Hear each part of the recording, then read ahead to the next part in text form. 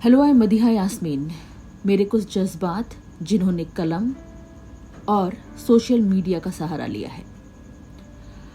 आज शायद झांसी की रानी भी कहीं बैठी रो रही होगी, ये सोचकर कि क्या इन नर पिशाच दरिंदों के लिए मैं खूब लड़ी थी बन मर्दानी कभी।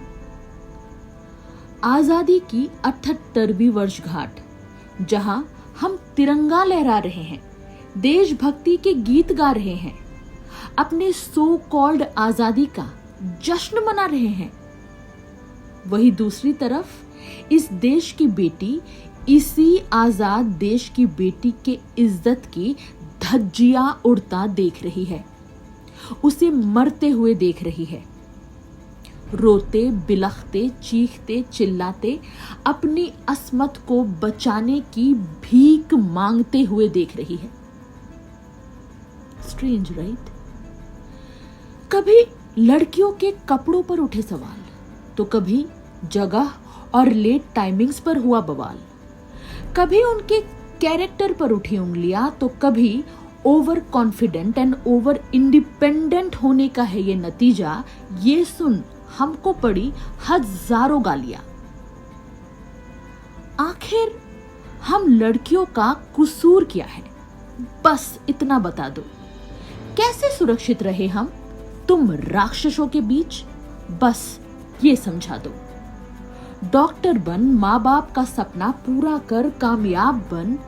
अगर फिर भी मेरा यही हर्ष होना था, तो किस बात की आजादी का जश्न मना रहे हो तुम आज देशभक्त बन। सवाल ये नहीं कि ये कुकर्म हिंदू या फिर मुस्लिम ने किया, सवाल ये है सबसे कि इस पाप को हमने अंजाम होने कैसे दिया। फिर एक निर्भया, फिर एक हाथरस, फिर एक उन्नाव, कठुआ और अब कोलकाता रेप केस। कुछ दिनों का हो हल्ला, प्रोटेस्ट, कैंडल मार्च और फिर हम सभी हो जाएंगे अपने कामों में व्यस्त, अपने दिनचर्या में लेस। अब सिर्फ एक दरख्वास्त है, सच केवल एक गुजारिश। राजनीति का रंग और चोला ना पहनकर इस मामले की तह तक जाया जाए, देश की इस बेटी के रूह को इंसाफ दिलाया जाए।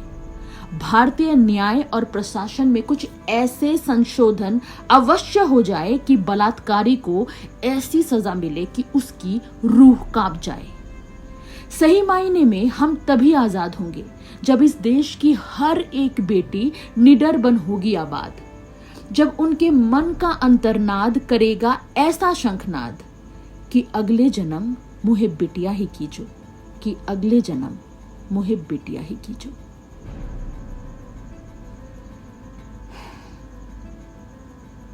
Stop this rape culture.